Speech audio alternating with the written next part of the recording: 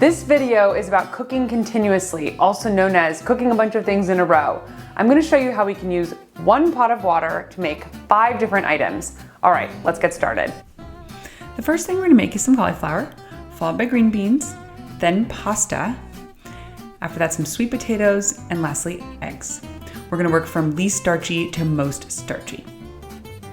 The first thing we have to do now is heat up some water. We're going to pour it in this pot and set it to high. Don't forget to add a lid.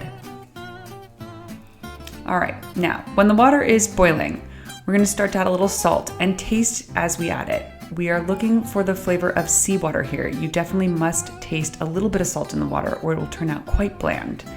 So we sort of slowly add, teaspoon at a time, and taste. And when it's ready, it's time to start cooking some vegetables.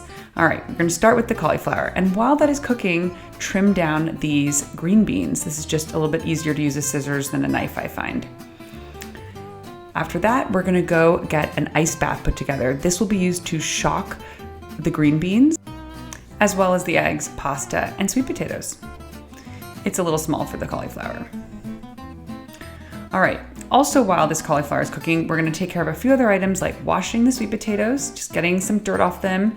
And when we're ready, we test the cauliflower for doneness. All right, when a knife enters it smoothly and easily, it's pretty much done. You don't need to be extremely exact here. Cauliflower is quite forgiving. So we're gonna use this large spider and just fish it out of the water.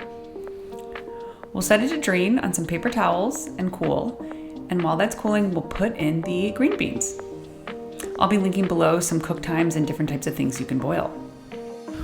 One of the nice things about continuous cooking is that you have a little downtime between items where you can just sort of relax and enjoy life, or tackle a couple other things like tidying your kitchen or washing some dishes. I personally really enjoy following along the process. I love to taste things as they cook and sort of see how they're turning out.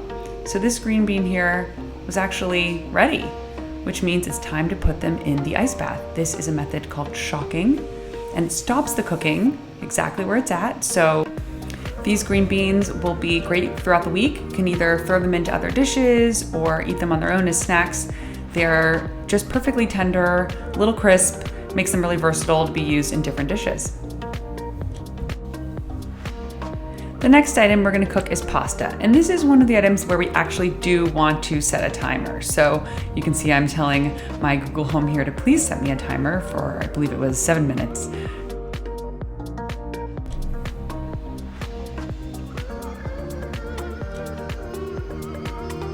All right, at this point, the pasta's been cooking for a little while and we're gonna give it a little taste. Yum, it's ready to go. We're gonna put this in the last remnants of this ice bath and then we'll drain it in a couple minutes from now. Next up, sweet potatoes.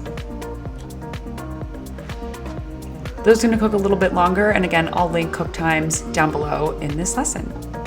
All right, we drained the pasta, and now we are taking out the sweet potatoes, popping them in that ice bath, and letting them cool.